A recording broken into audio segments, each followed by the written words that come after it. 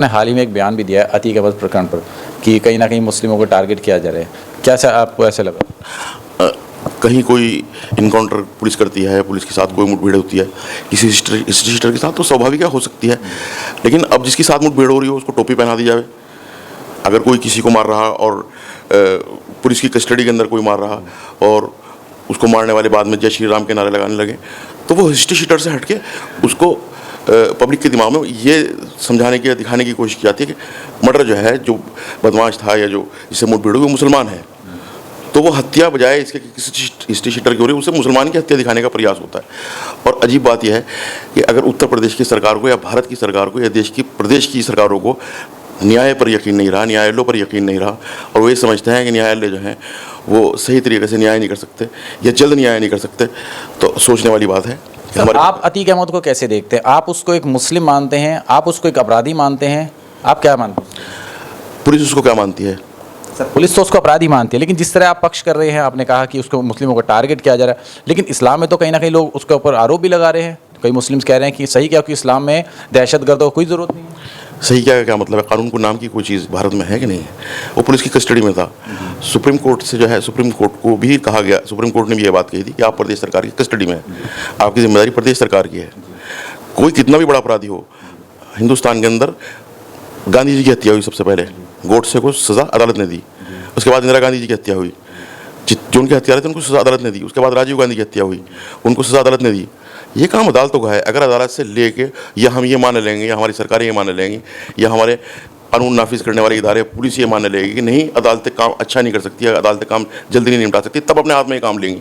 और आज वो अपने हाथ में काम ले रही, तो इसका मतलब जो है कि सरकार को और पुलिस को न्यायालयों पर या हमारे न्याय सिस्टम पर यकीन नहीं रहा, विश्वास नहीं रहा।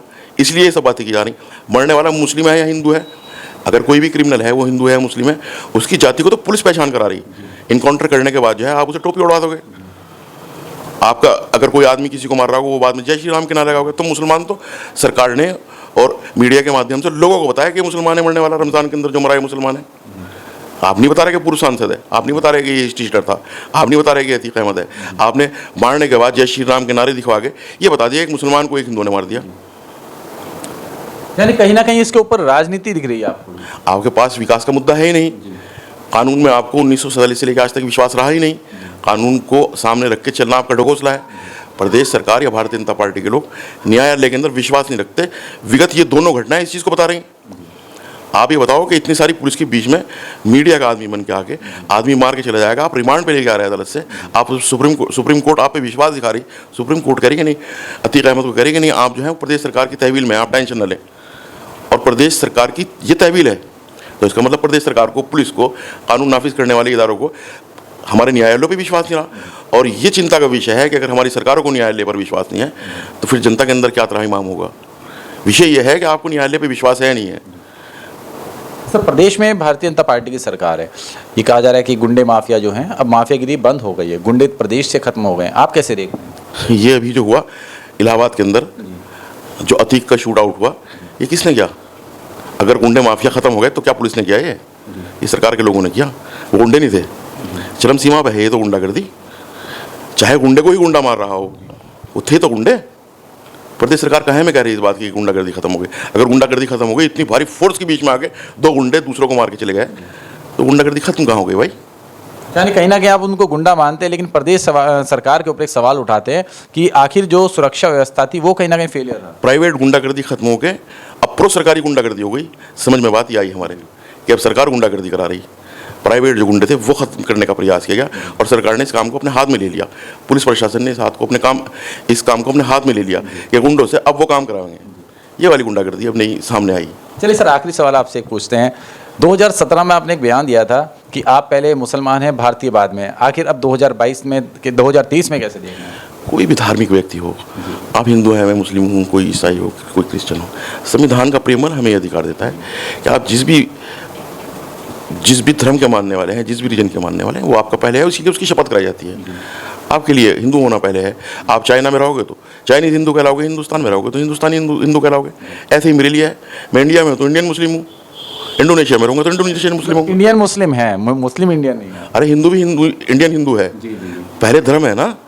पहले तो देश है सर, पहले अगर पहले देश है तो ये कृष्ण के वंशजों ने जाके उसके अंदर समंदर के बीच में जो है ये तो पूरी क्यों बसाई थी भाई? फिर नबी करीम मक्का छोड़ के मदीना क्यों चले गए थे?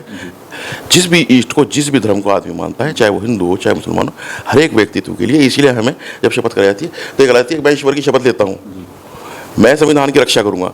तो जिसकी आप शपथ ले रहे वो बड़ा हुआ ना, जिसकी रक्षा करने के लिए रहे। ये तो लॉजिकल बात है। संविधान हमें कह रहा है कि आपका ईस्ट, आप जिसको मान रहे हैं वो बड़ा है, आप उसकी सौगंध खा के कहो कि आप मेरी रक्षा करोगे, तो बड़ा कौन हुआ भाई?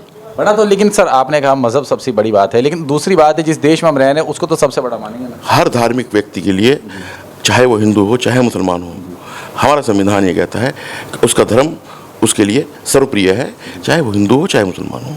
इसमें कोई इसे अलग अलगाववादी बनाने की या इससे अलग अलग दिखाने की कोई ज़रूरत ही नहीं। मैं इंडियन मुस्लिम हूँ, आप इंडियन हिंदू हो। आप चाहे ना, आप दुबई चले जाओगे तो आप दुबई हिंदू हो जाओगे, इसमें क्या बात होगी? मैं दुबई मुस्लिम हो जाऊँगा, इससे क्या फर्क पड़ता है?